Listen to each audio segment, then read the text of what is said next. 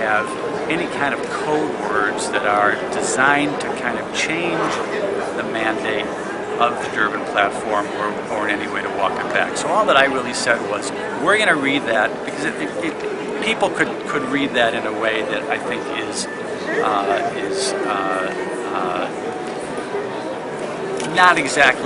not fully consistent with the negotiation from last year, but you can also read it in a way that is fully consistent. And all I was really saying was, we're going to look at that phrase and we're going to read that consistent with the Durban mandate, because nothing that happened here was supposed to, or in our view, did change that mandate. Sorry, John. Sorry, has the Oregon Sunday changed your position on those issues? Tell me again. I didn't hear that. Yeah, has the Oregon Sunday changed your vision of those issues?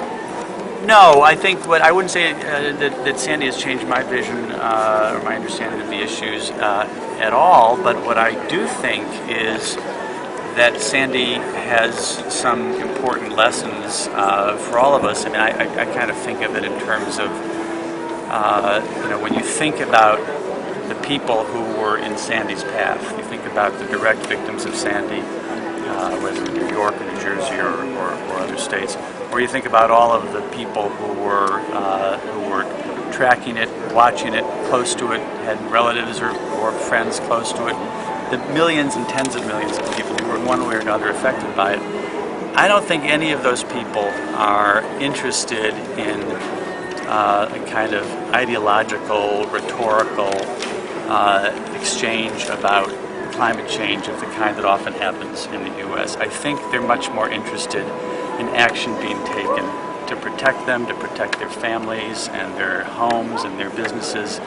And so I think that's and I think it's very interesting for people to see leaders step up, like Mayor Bloomberg, like Republican Governor Christie, and Democratic Governor Cuomo. I think that's a great thing, and I think it can have an impact on people's attitudes. I was going to say, when can we expect the US to provide climate change aid beyond 2013? Well, we'll be providing it every year. I mean, we haven't changed anything.